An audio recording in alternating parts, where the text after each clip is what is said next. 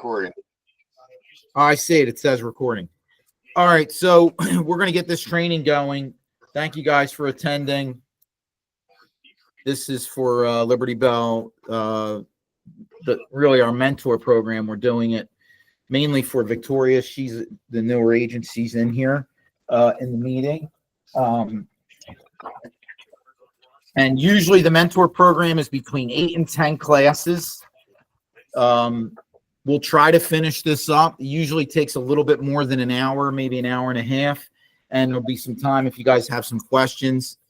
You can interrupt me. I don't care if you have a question and you need to talk. I wouldn't put it in the notes because I'm not really paying attention. You know, just speak up and say, excuse me, or something like that. If you have a question, if you want to wait until the end, that's fine.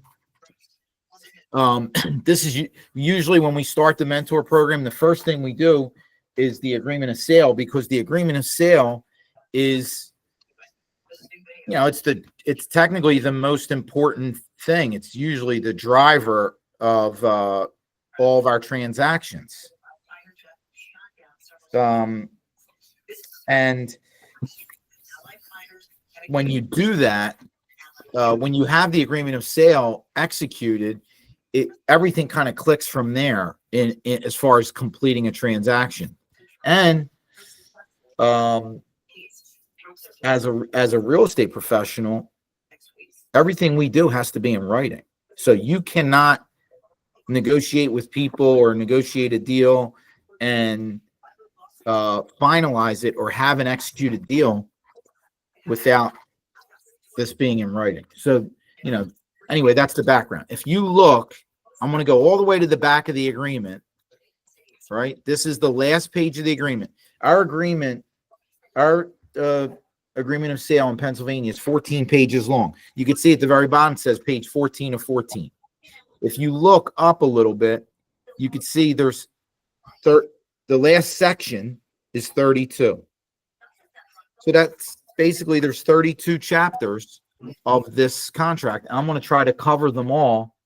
Some of them I want to skip, and some of them are self-explanatory because it's you know, you can just read it and understand it.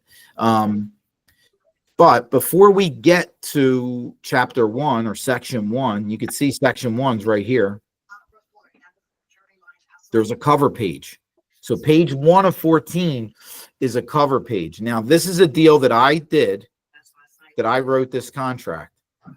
And if you look, every section should be completed.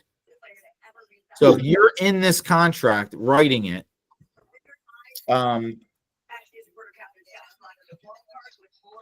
every time you get to a certain area, you should fill it out.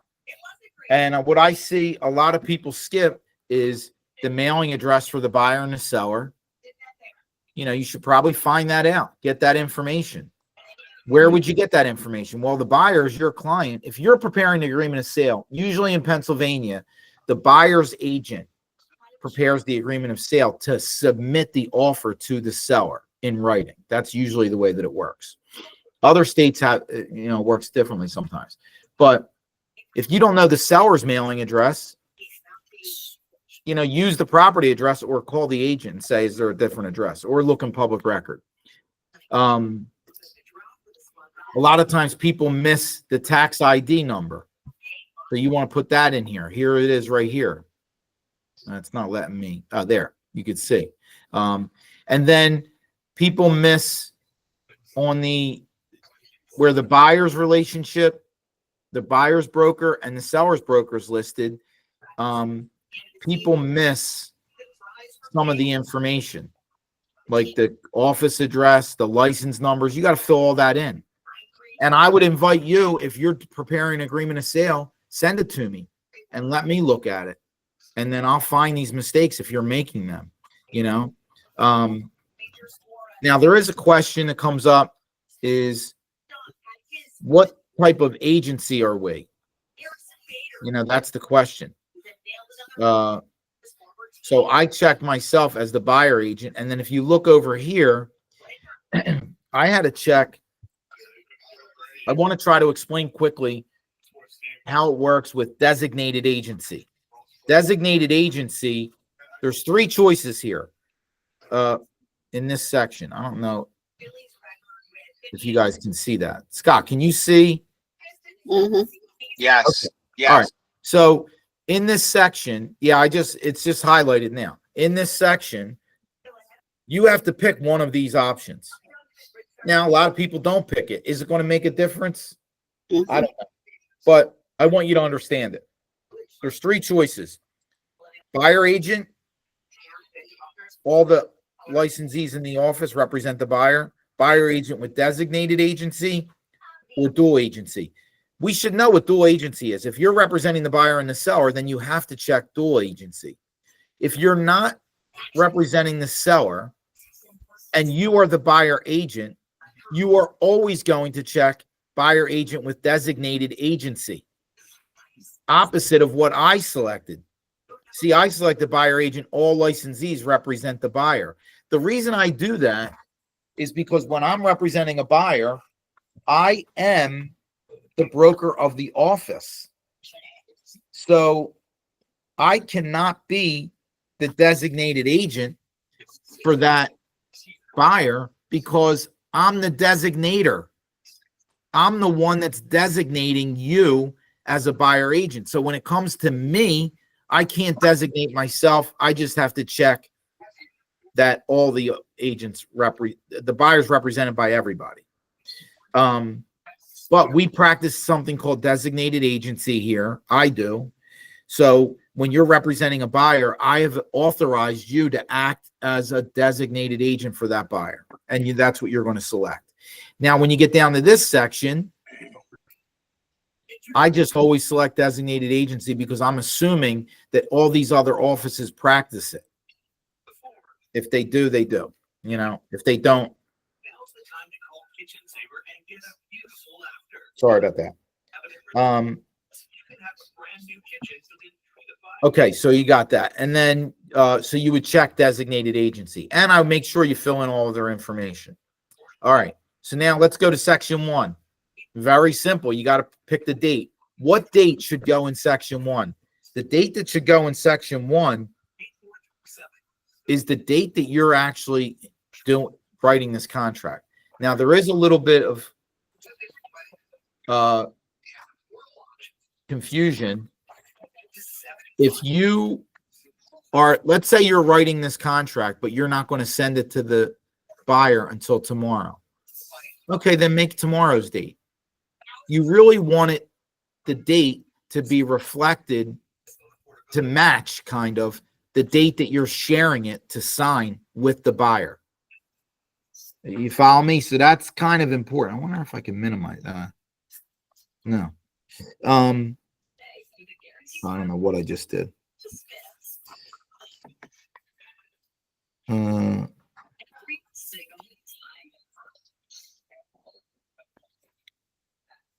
Okay.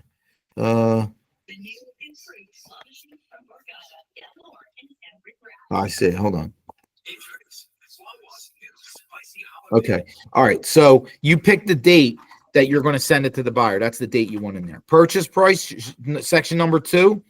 Now, section number 2 is not just about the purchase price. In section 2, you have 3, the letter A, B, and C. Right? A is the price. And then A is the deposit money. We just get into this all the time with the deposit money. So if you're, what should the deposit be? Well, remember, the deposit is always negotiable. Look, I like to say this, in life, everything's negotiable. So, you know, what should a typical deposit be? There is no right or wrong answer. But if I'm the buyer agent, right, I want my buyer to have some skin in the game. I always say this. You don't want them to have the option to easily walk away from the deal. Why not? Well, one, it's your job. You want to make a good contract. You want to make a contract that everybody is kind of obligated to. And you also know that the seller is going to want to know that the buyer has some skin in the game. So now sometimes there's a question of, can the person actually afford it? Do they have the money for it? You know, all that stuff is a factor. But as a buyer agent, you want to make sure they have skin in the game. As a seller or a seller agent, you want to make sure that the buyer has skin in the game too, because you don't want them to make a weak deposit that they could just walk away from. Follow me? So look at what I did. This is what I do all the time, by the way. I make one deposit. Now, she asked me, could you make the deposit within 2 days? And that's why I put 2 days in there. But I usually make it for $5,000. And that's a fair deposit. I don't think people are just going to easily walk away from $5,000. So I think that's a good number, better than 1,000 or better than 2,500. Now, remember, it is negotiable. If your client doesn't feel comfortable with that, you let them decide. But when you let them decide, you should also inform them of what I just said. A seller is going to want to know that you have some skin in the game, that you're not just going to easily walk away. It's a hell of a lot easier to walk away from $1,000 than it is $5,000. Now, I just had a deal that we negotiated in the office where the buyer, we represented the seller. The buyer agent made 2 deposits. They made a deposit of $10,000 initial and then $15,000 additional deposit. And they put something like with after the home inspection is negotiated, which is stupid. And it's stupid for a lot of reasons. One, there's no date. So after the home inspection is negotiated could be, it's so up in the air. There's no firm date.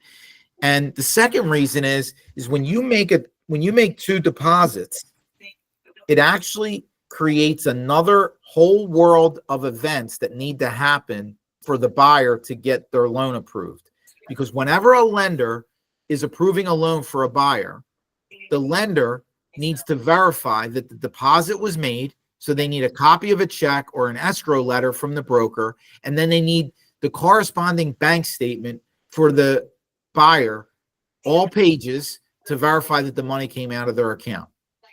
And we just had this happen. So now, if you think about it, if you're making 2 deposits, now you're making the lender verify 2 different items. They got to get 2 copies of checks, 2 escrow deposit letters, and 2 bank statements. Why are we doing that? What is the point? The person's first deposit was $10,000. Isn't that enough? Isn't that enough skin in the game where the person knows that they're not going to walk away from $10,000, or make it 15? If they were so worried about it, make it 15,000. I don't know, but I just know that you're creating. Now you're also making the buyer go to the bank, get another check out of the bank. It's just stupid. And there's no need for it. And hopefully eventually they get rid of this additional deposit, because it doesn't make any sense to do it. That's just, my 2 cents. And I hope, you guys, understand it just makes it a lot easier on everybody. All right, let's go to section number B, 2B. You guys can read that. It's self-explanatory. And I'd advise you to read it. Section 2C, if you're going to have the title company or somebody else other than the broker for the seller hold the escrow money, you got to write it in here. Okay, section 3, this is going to be where we're going to have some confusion. But for right now, let's go 3B. If your buyer needs seller assist, this is where it goes, right in here. And we'll talk about seller assist later, but I want you to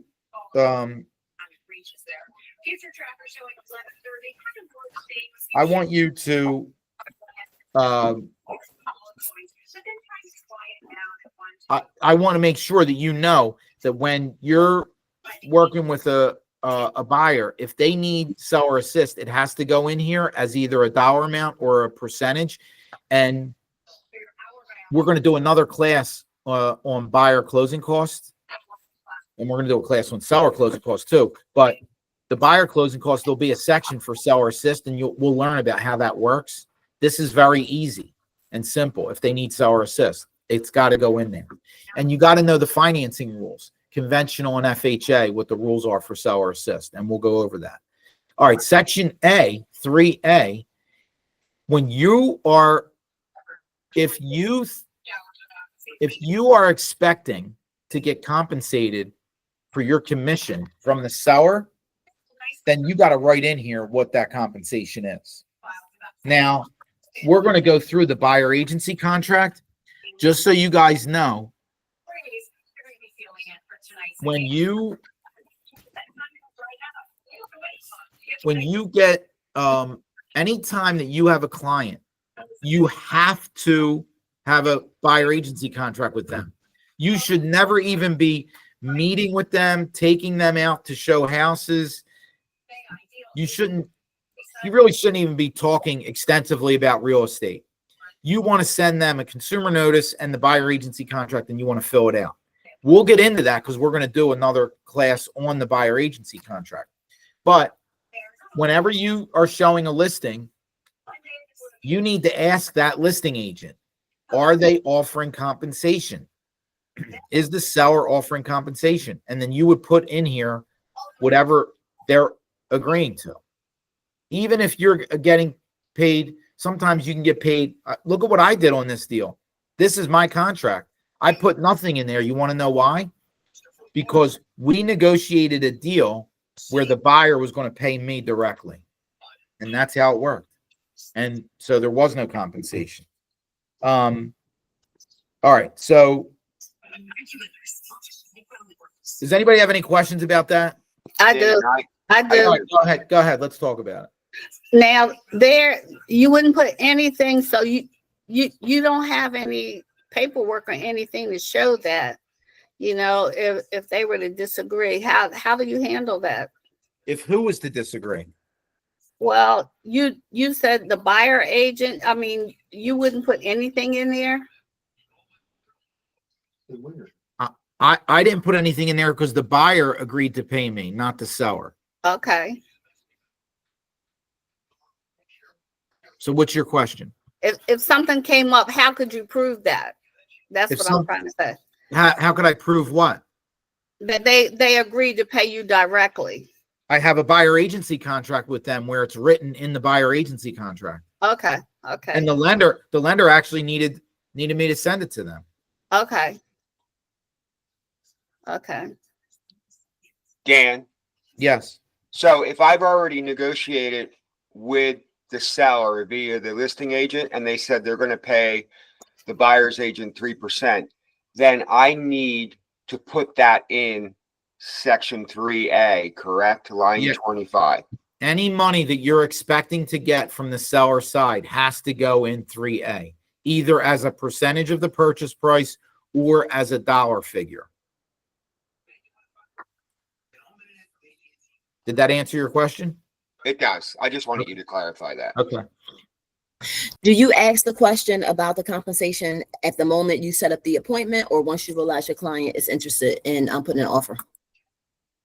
I mean, technically, you should, if you're showing houses, you should take the step to talk to each listing agent and ask them. I would do it in advance. And sometimes it will change the buyer's viewpoint. Oh, I have to pay you now? Yeah, the buyer should know in advance if they're paying you or the seller's paying you or some combination thereof. It might change their offer. But it's going to affect the buyer's offer either way. Because if you tell the buyer, hey, we got a $400,000 house, the seller is not compensating you, compensating me. So you got to pay me 12 grand. Dan, not to like go and harp on this more, but what I'm seeing in the contracts from the agents when they're submitting them to the office, they've arranged compensation sharing from the other broker, and that money is coming from the seller, but they're leaving line 25 blank, and they need to put that in there and they're agreeing to the sale, correct? Yes. 100%. If you feel like you're getting now what people are doing that is a mistake And this is why I can't read that. Oh, I can't minimize this. I don't like that. Or can I X out of it? I don't want to do that either.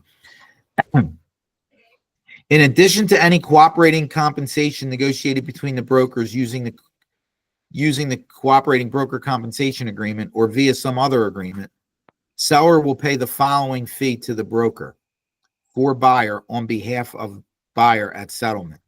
So you don't want to use this. They're going to change this eventually. We don't want to use.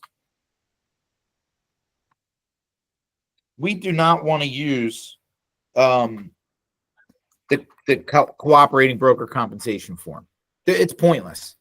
You want it in this agreement here. This is the written contract. Now, what people are doing, and Scott, you're right, they're leaving this blank. They're finding out that the seller's broker is offering 3% commission, and then they're trying to get the seller's agent to sign the cooperating broker compensation form that says they'll pay 3%. Mhm. We really don't want it like that, because what you want, remember, the origin is, hold on one second. Dan, I think you can maximize your screen under where you're seeing your share screen. There's a button, and it'll make it full screen for you. Where? So, at the corner of the share screen where you see the agreement of sale, there's should be an arrow next to the search. There's a search glass, and then if you click on that, it should make it bigger for you. I don't know, buddy. All right, I'll show you when I'm in the office next. All right. All right. Well, anyway. So one You more look- thing. Technically, if the agent left that blank, the seller could say, "I'm not paying Anything? a commission," correct? Yeah. Yeah. Because it's not in writing. And what happened, this is why there's confusion, is because what happens sometimes is not that people would do this.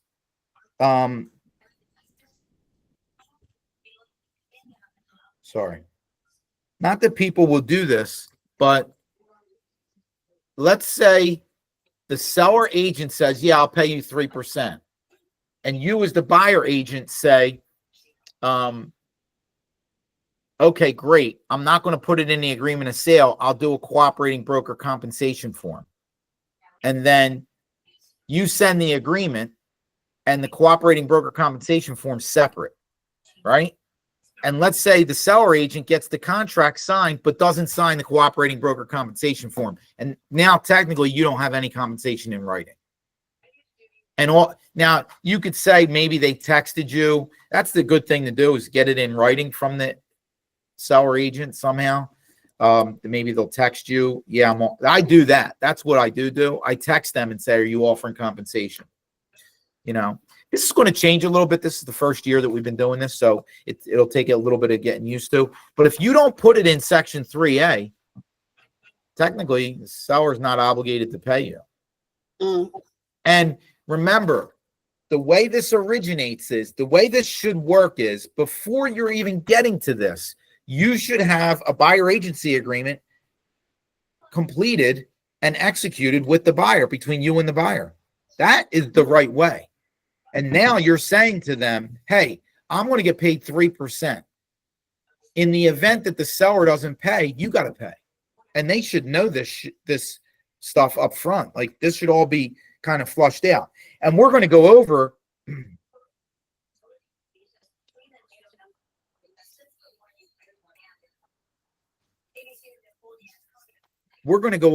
that buyer agency contract, how to explain that, how to talk about it with a buyer, and how to get that signed. You want that explained. And even think about this. Even if the seller agent says to you, no, we're not offering compensation, let's go back to the number one rule. Everything's negotiable. your buyer can still put that in here. Hello?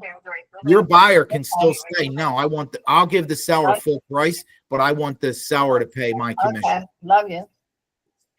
Okay? Bye-bye. All right. So, are we all right with this, or does any other questions?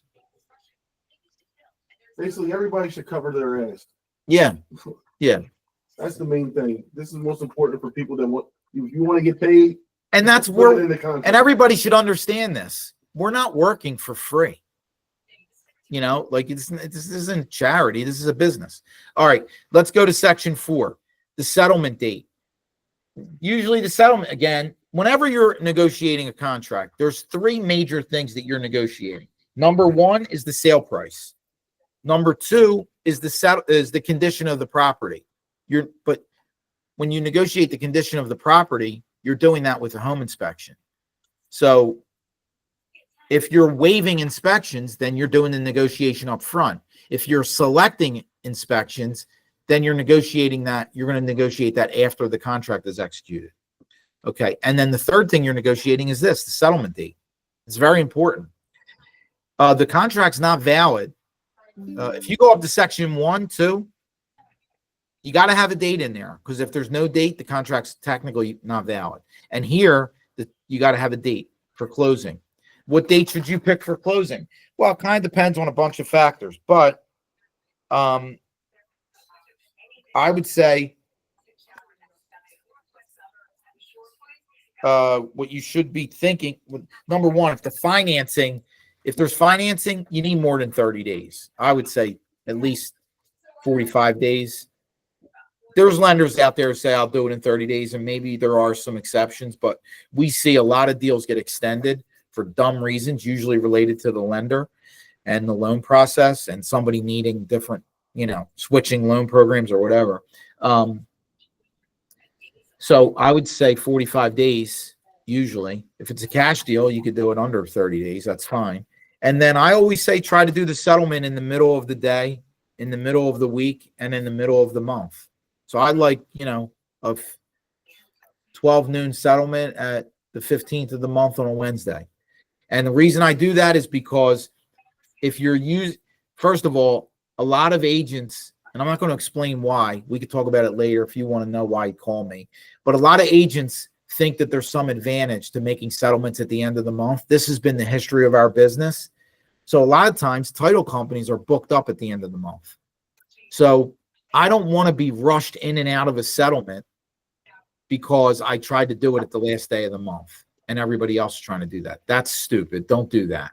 And then the middle of the week, I usually want to do it the middle of the week, because if there's problems that can be fixed with one business day, you don't want to have it on a Friday, right? Because if you have a problem in a settlement on a Friday and you say, oh, we could fix it, but we need a day, you can't do it on a Saturday. So now you have Saturday and Sunday to wait. And the more time that goes by, the more that can happen, the more bad stuff that can happen. So, and I always say this, there's a million things that could go wrong on Saturday and Sunday, a million things. That somebody could die, somebody could get sick, the house could burn down, somebody could break into it. I could list a million things, literally. I mean, the list is unending of what can go wrong. And there's only one thing that could go right. The only thing that could go right is nothing could go wrong. The million things that could have went wrong didn't happen. That's the only thing that could go right. So don't do settlements on Fridays if you can avoid it. And then if you're doing a settlement on Monday, I don't like doing that, because let's say there's some last minute thing that a lender needs to close to clear the loan, or the lender's in a different time zone. Now you got Friday, you needed something and you didn't get it. Instead of saying, oh, there's some open-ended, are we going to close or are we not going to close on Monday? We got to wait until Monday morning. It'd be better to have the whole week or parts of the week to work this out. So that's why I'm saying, and I like to do settlements at noon, because some of the lenders are on the West Coast and there's a 3-hour delay, probably 1 o'clock is even better, or 2 o'clock. But you want to give them time to get open and ready.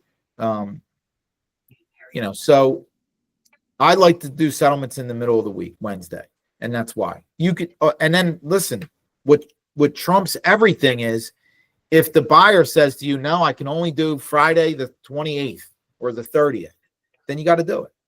The ultimate decider of this is the buyer. But if the buyer's deciding all of this, it would also be in their best interest to know the information I just shared with you. Don't you think that's important that a buyer would know all these? This is like inside baseball. Buyers and sellers don't know this stuff about the title companies and the settlements at the end of the month and a possibility that the lender is on a different time zone and what could happen and what couldn't happen. And if they did know it all, they would agree with me. Most of them, most sensible people would say, yeah, let's not do it at the last day of the month. And yeah, let's do it in the middle of the day. And yeah, let's do it in the middle of the week. Because what I'm saying isn't like my idea, it's my experience. And it makes sense. All right. Now, section 4, if you look at B, you can read that and understand it. Section C, you can read that and understand it. Section D, E, F, and H, you can understand. I want to just go over with you section G, the 4G. 4G, here's the way we do settlements in our state. The property is delivered free and clear. And look at this. Property free of debris with all structures broom clean at day and time of settlement. All right. So that means the property, we're expecting, according to this line, we're expecting the property to have everything removed. And the one thing that comes up all the time, and people do it all the time, is they leave paint in the property. And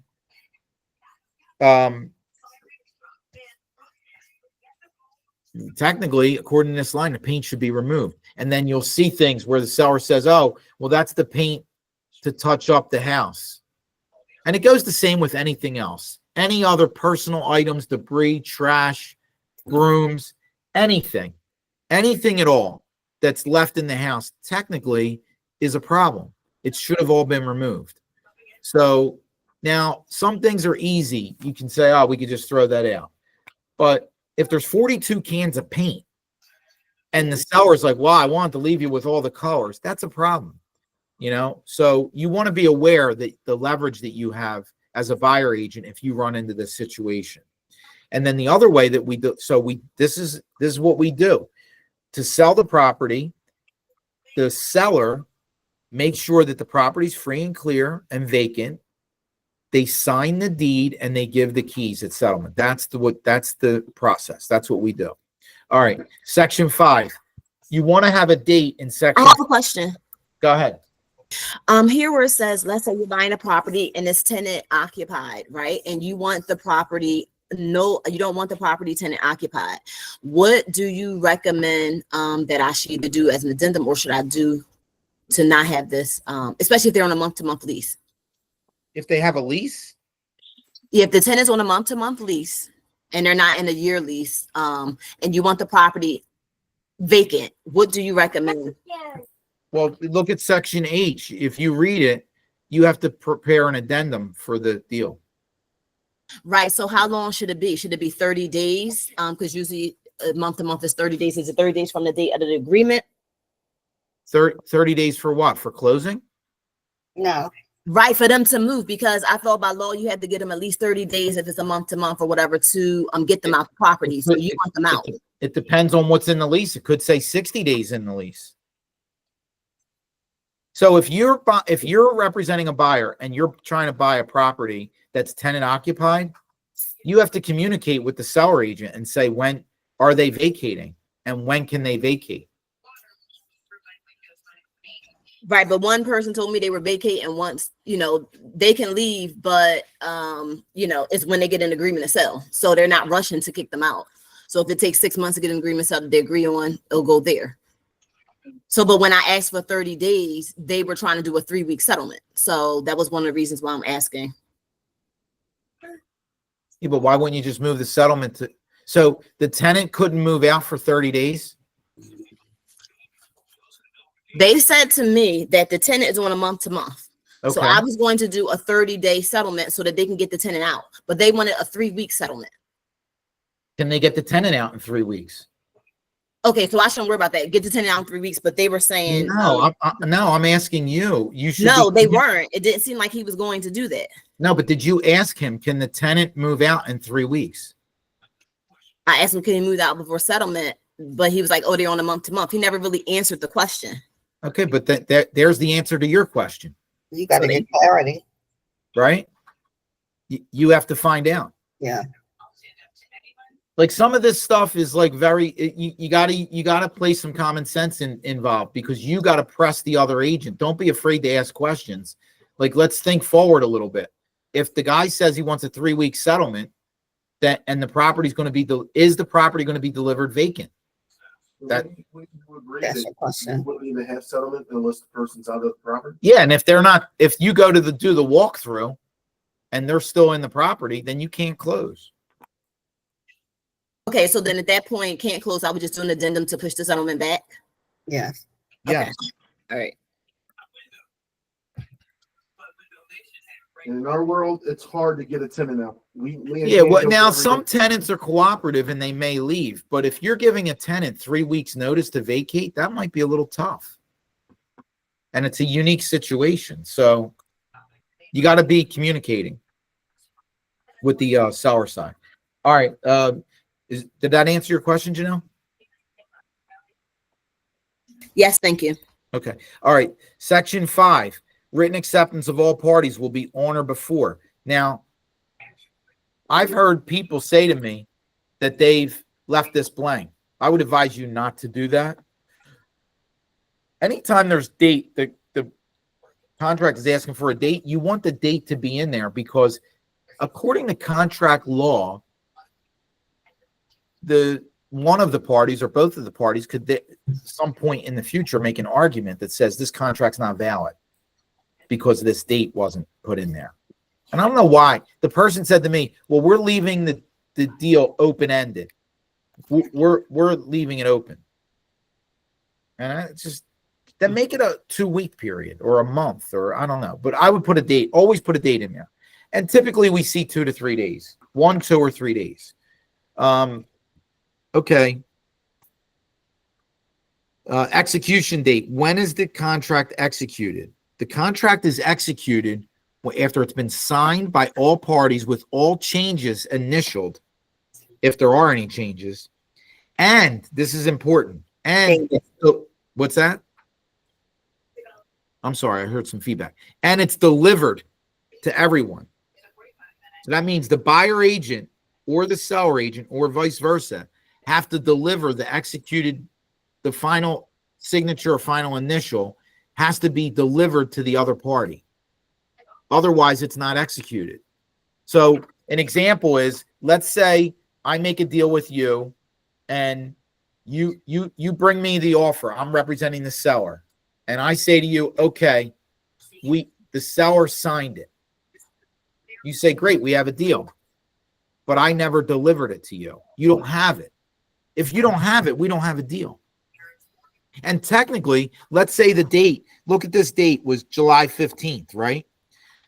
Let's say the seller agent said, all right, we have a deal. The seller is going to sign it. I say, great. Then she never sends it to me. Do we have a deal? No, we don't. And let's say she sends it to me on the 18th. Technically, we still don't. We should change this date because she delivered it to me after the date that it was due. And again, you're opening yourself up to the possibility of the buyer or seller feeling like they could void the contract. So the executed contract needs to be delivered to all parties. All right. You can read the rest of that. Okay, section 6, you should be able to read it and understand it.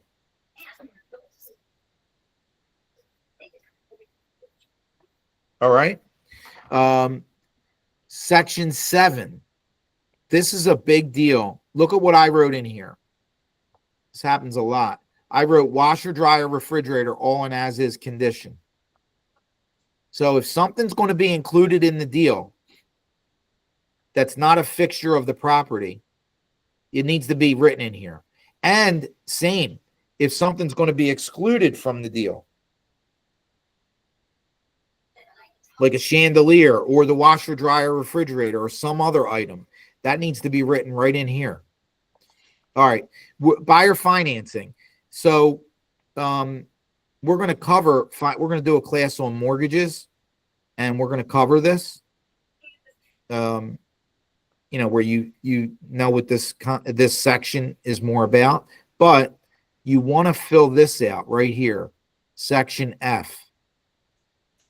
And you got to have this information from your lender. And all this needs to be filled out. The commitment date, the loan amount, the term, conventional, the LTV, and the interest rate. It all needs to be filled out.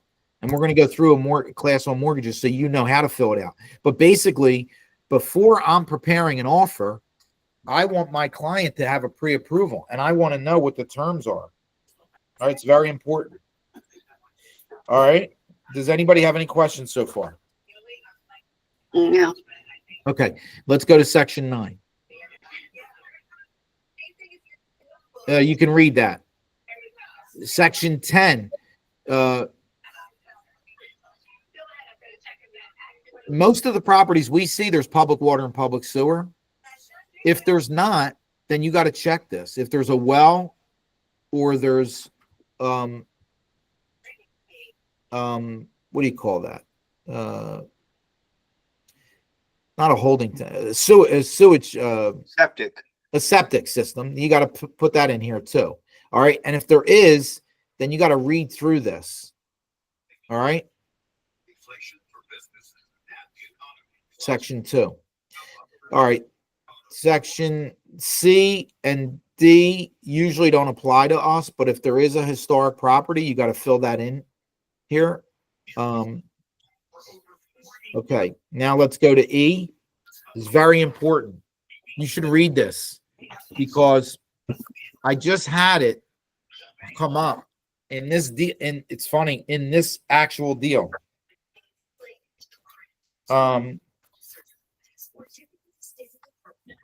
The seller was incapacitated and they had a power of attorney, and the power of attorney filled out the seller's disclosure.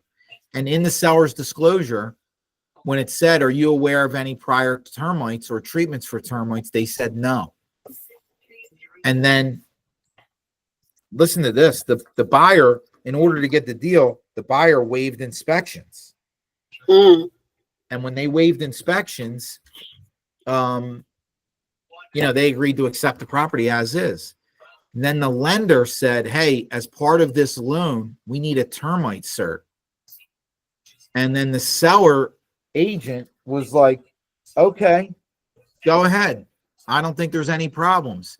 Now, she didn't think there was any problems because she knew what the seller wrote in the seller's disclosure. Come to find out, the property had active termites, and there was evidence that the property was treated, and there was only one owner of the property. So they definitely were aware. And what happened is the POA didn't ask the seller or didn't know. And they shouldn't have wrote no. They should have wrote unknown, or they should have never even filled it out, because we relied on that seller's disclosure. And then this agent, if you know her, I'm going to show you all her name and throw some shade on her right now. Her name's Benny Bianco. Keller Williams, right? She didn't know what the hell she was talking about. And she was a complete idiot when it came to this, because what she did was, and she's been in the business for longer than me. What she did was she said, well, everybody knows that the person filled out the seller's disclosure as the best of their ability. I said, what the hell does that mean? It doesn't matter.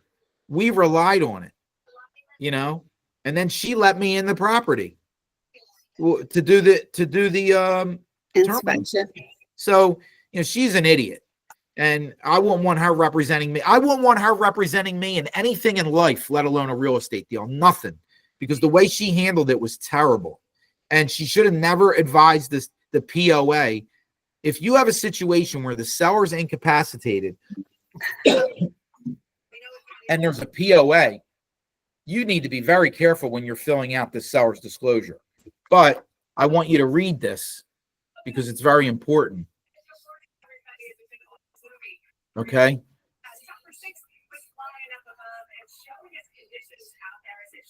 In that situation, could the buyer have backed out of the agreement? Yes. Okay. Yes. And the buyer could have sued to get their cost back.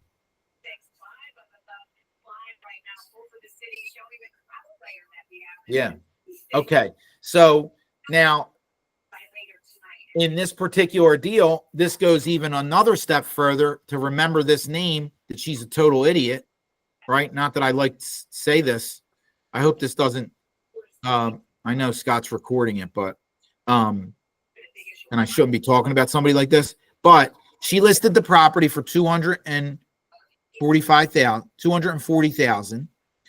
We offered $245,000, $5,000 over asking, right? And she had multiple offers, and some of the offers were cash, and my offer was conventional PHFA. Because I offered cash and waived inspections, I mean, not cash, because I offered $5,000 over asking and waived inspections, she somehow thought it was in the seller's best interest to take my offer, which it wasn't. Hey, honey, how are you? But Oh, no, I'm fine. property appraised for $290,000. Okay. Yeah, if you're gonna, Okay, bye-bye. Yeah, I'm sorry, I couldn't talk over you. The property appraised for $290,000.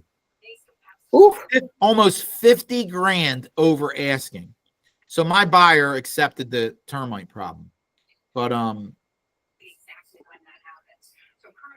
anyway, I don't know. I just wanted to go through that. All right, so you could see this real estate seller's disclosure is important. Now, even though there were termites and it needed a treatment and it needed repairs, the buyer ended up doing it and paying for it, which, that's what she wanted to do, because she wanted the property. She had been looking for a property for a very long time.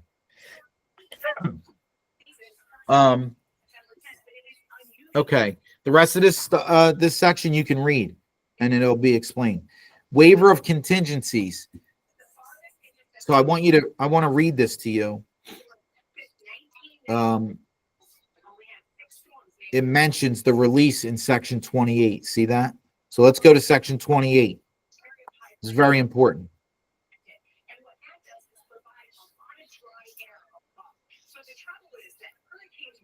Buyer releases quitclaims, forever discharges seller, all brokers, their licensees, employees, and any officer or partner of any one of them, and any other person, firm, or corporation who may be liable by or through them from any and all claims, losses, or demands, including but not limited to personal injury, property damage, and all of the consequences thereof, whether known or not, which may arise from the presence of termites or other wood-boring insects, radon, lead-based paint hazards, mold, fungi, or indoor air quality, environmental hazards, any defects in the individual on-lot sewage disposal system, or deficiencies in the on-site water service system, or any defects or conditions on the property. Should seller be in default under the terms of this agreement, or in violation of any seller's disclosure law or regulation, this release does not deprive buyer of any right to pursue any remedies that may be available under law or equity. And this release will survive settlement. This is a major release that's all encompassing and is written basically by a lawyer to protect a seller and the seller's agent and the buyer's agent. So remember that. All right. That's very important. And here we are, inspection. So, sorry about that. Okay. So if they're going to waive inspections, they're agreeing to that, what I just read. That's very important. Now, if they're going to do inspections, and we're going to do a class on the home inspection and negotiating the home inspection, so we'll cover this, but I want you to know they got to select. Now, look, she waived every inspection you could see. Mhm. But if you want to do an inspection, you got to have them initial one of these, either waived or elected. Okay. And you can read through each inspection. Okay. Now, section 13 is how it works. How many days is the inspection? How many days is it for the contingency period? And how many days is it for a final negotiation? And again, we're going to cover this, but this needs to be explained to the buyer. All right. Title, the buyer's. Somebody have a question? Yeah, it's not, let's say if you have a buyer and they're using the hard money, so they want to settle with cash, but they don't want an actual home inspection, but the hard money lender needs to come in and inspect the property within 5 days or something, 5 to 7 days of them getting the property accepted. Should it still be under home inspection, or what inspection would you accept for that? Well, if they're using hard money, it's not a cash deal. It's financing. Okay, so it would be under the regular inspection. No, it would be under the financing. That's like considered an appraisal. Like if you're getting a buyer that's getting hard money, they're getting a loan to buy the property. Right. Okay, so the deal is contingent on them getting that loan, correct? Right, but I was talking about the inspection part. From the lender, not from the buyer. Right. Okay, so because it's from the lender and not the buyer, it still should go under the mortgage part. Correct, because then the deal is contingent on the lender approving the loan. Okay, thanks. All right, title insurance, it has to be ordered by the buyer and paid for by the buyer. And you guys can read this. This is standard on all of our deals. Anytime there's financing on a deal, the lender's going to require title insurance. Okay, section 15 is about municipal requirements or assessments. So in Philadelphia, and a lot of our deals are in Philly, there is no inspection. The only requirement is that they provide a city certification, and the city certification usually designates two things. One is the type of property or the zoning, and two, if there are any violations of the property, against the property. Now, in other counties, not counties, in other municipalities, there could be an inspection, and some of them are significant. Some of them, they want a sewer line inspection, just all sorts of different inspections. And this section covers that part of the deal and what the obligations are of the buyer and what the obligations are of the seller.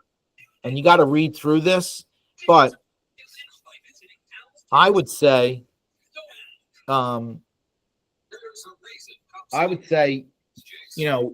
you need to be educated on the municipality that you're dealing with. Okay? Because, and the buyer does too. Now, the seller should know they bought the property in that municipality, but they may have forgotten. So you might want to find that out too for the seller. And it's easy. Just call the township. Say, hey, I'm selling a property in your township, or I'm representing a buyer in your township. I want to know what the requirements are. And they may say, a lot of them say, hey, go to this website. It's on there, and you can find out that way. But a lot of times there's complications with this, and the buyer may not want to the seller may not want to deal with it.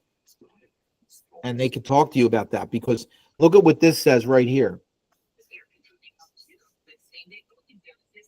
Within 5 days of receiving notice from the municipality that repairs are required, seller will deliver a copy of the notice to buyer and notify buyer in writing that the seller will, And look at this. There's two choices, A or B. One is they'll take care of it. Two is they're not going to take care of it. And if they're not going to take care of it, then the buyer, look what it says. If seller chooses not to make the required repairs, buyer will notify seller in writing that buyer will either accept a temporary certificate or terminate the deal. And then if the buyer doesn't respond, right, the buyer's accepting the property. And going back to that release, they're going to agree to the release. All right. In section 16, if it's a condo or a homeowners association, you have to select it. One of these two. Okay. And if it is, that means we need to get the rules and the resale package and all of that. And we can go through that. If you're dealing with a condo, I can help you with that. 17 is self-explanatory. Number 18.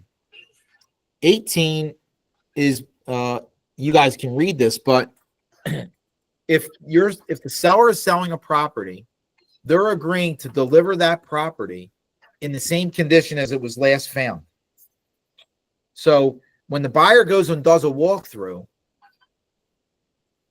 to buy the property, to see it for the first time, the property should be in the same condition on the day of settlement as when they saw it.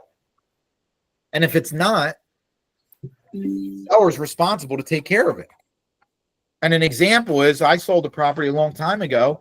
When we went to do the walkthrough, I was representing the seller. When the buyer went to do the walkthrough, they go downstairs.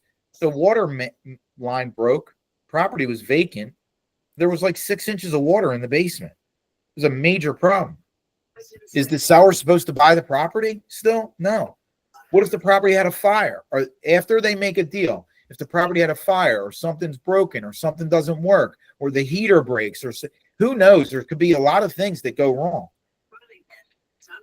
Should the buyer still be forced to buy the property? No. Should the seller, this clause is saying actually the opposite. The seller is obligated to put the property back in the same condition.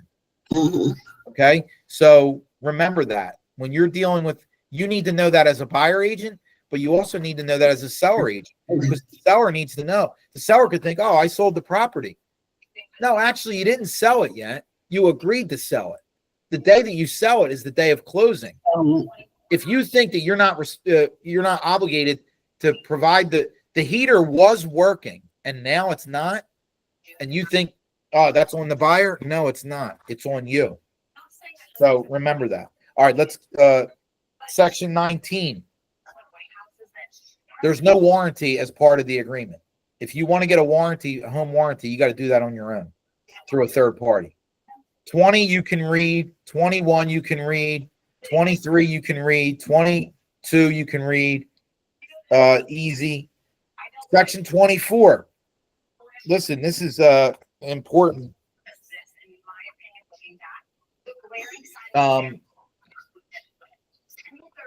You can read this because this can be very sad if you sold a house to somebody and there was a sex offender living near them.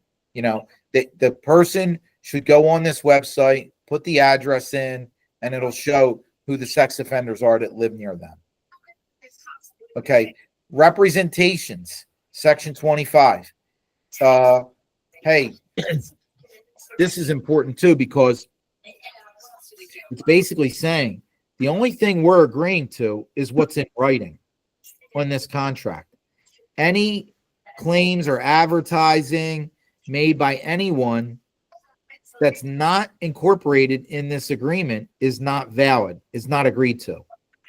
All right, remember that. I once sold a property where I advertised that it had a giant backyard, and it turns out that the backyard wasn't part of the plot to the property. It was city property that the people were just using, but it wasn't part of the property. And the agent complained and said, well, you advertised that it was a giant backyard. And I said, yeah, I made a mistake, but you are obligated. You didn't say in the agreement of sale, you didn't include big backyard. She didn't write that. And me and the seller were kind of off the hook because of this clause, because it was up to them to do their due diligence. They should have looked at the title report. They should have looked at the prior deed and the survey, and they were relying on an advertisement, but they didn't include that advertisement in this contract. Okay. Section 26. This is important. I always want you to write.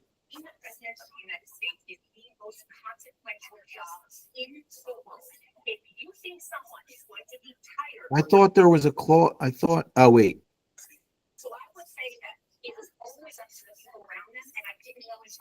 Oh, see, section C, 26C.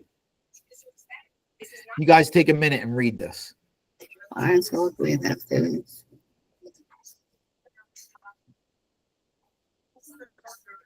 So far, it really was revelatory. So really gave a lot of insight into what was happening during those 107 days. And what she wrote was that when polls indicated that I was getting more popular, the people around Biden didn't like the contrast that was emerging. None of the graphs that if I did well, he did well. And so it was, it was the machine was working against her when they should have been working for the country and for the party. I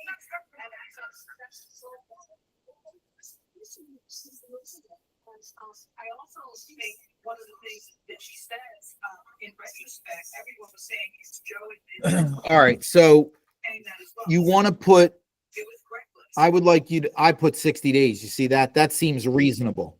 That we should be able to work this out. Scott, you have a question? Yes. Oh, go ahead. So what if the title company is holding the money? Is it still up to the broker to release it? No. But the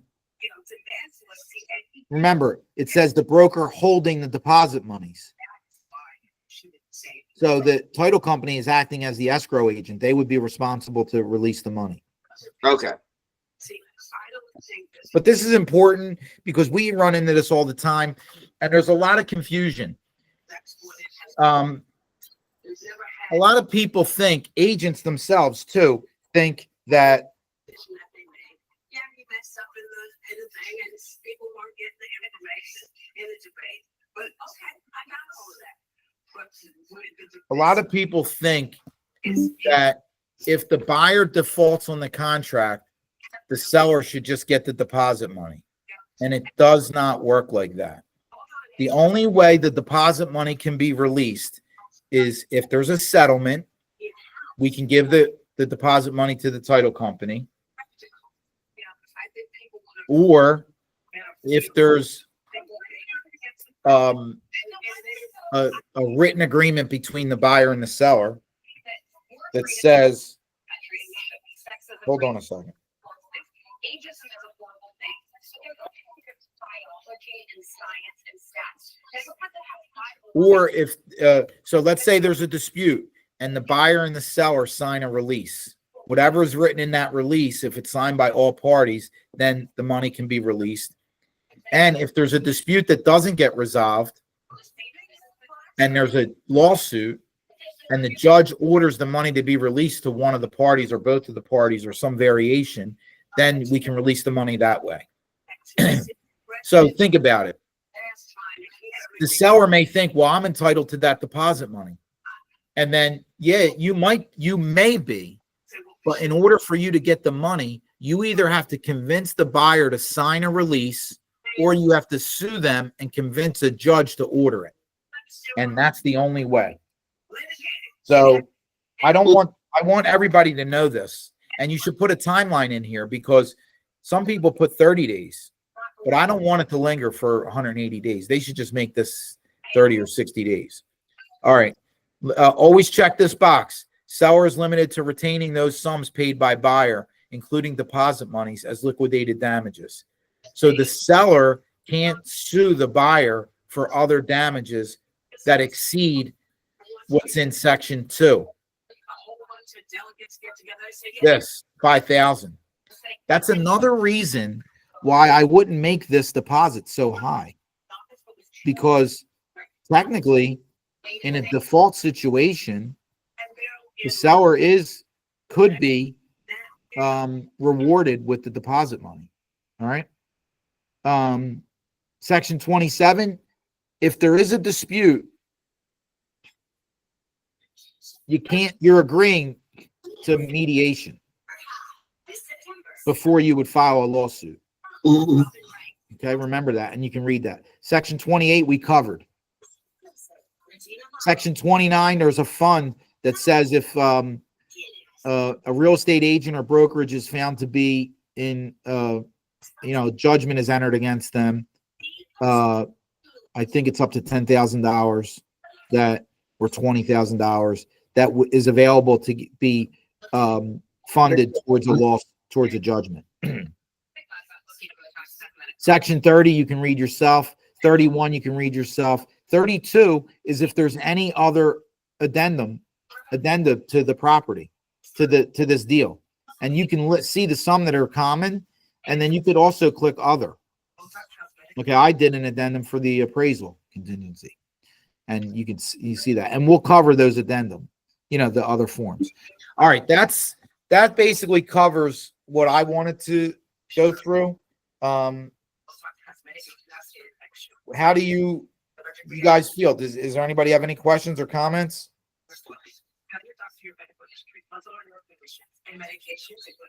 Scott, you have anything to add? I do not. Okay. Do you feel like we covered everything? I believe so. Yes. Okay. Victoria, are you still here?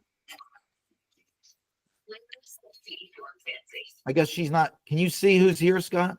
Yeah. She's still on, it says. Okay. It just says she joined. Okay.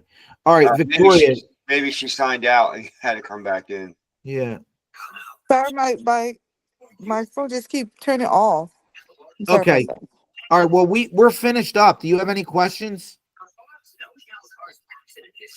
For me, I'm a hands-on learner, so I feel like it'll make more sense once I start doing it. Okay, I agree. But if you have any questions in the meantime, call me. Yes, sir. And that goes for everybody in here. So if there's no other questions, we're going to end the meeting. Dan, I have a question, but it doesn't have to be recorded. It's just something that just want to clarify. Go From what ahead. you said earlier. Can you go back to the mortgage section when we were talking about the hard money lending? Where would I put in there for the inspection? That's all I wanted to verify. You wouldn't put it in there. Okay, so if you are getting a hard money loan and they need at least 5 days or 7 days if it's a weekend to come in and take a look at the property before they can give you a commitment to give you the loan, if I'm basically waiving all the inspections, so where would I put it in here? Would it just be the 7 days? You wouldn't put it in there. In other words, look at what it says here, section 5. Right.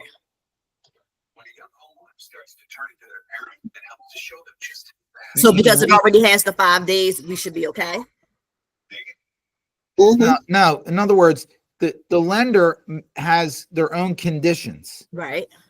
So whatever their conditions are have to be met for them to fund the deal. Oh, I got you. Basically, they can't fund it, then the deal will be null and void. I don't have to worry about it. I can still waive all the inspections. Yes. If they can't fund it, and just put the hard money loan information in. Yeah, I would type the type of mortgage. You could put hard money loan Okay, right. and the loan amount, and you could put the name of the lender right here. Right. Okay. Thank you for clarifying. Okay. Any other questions?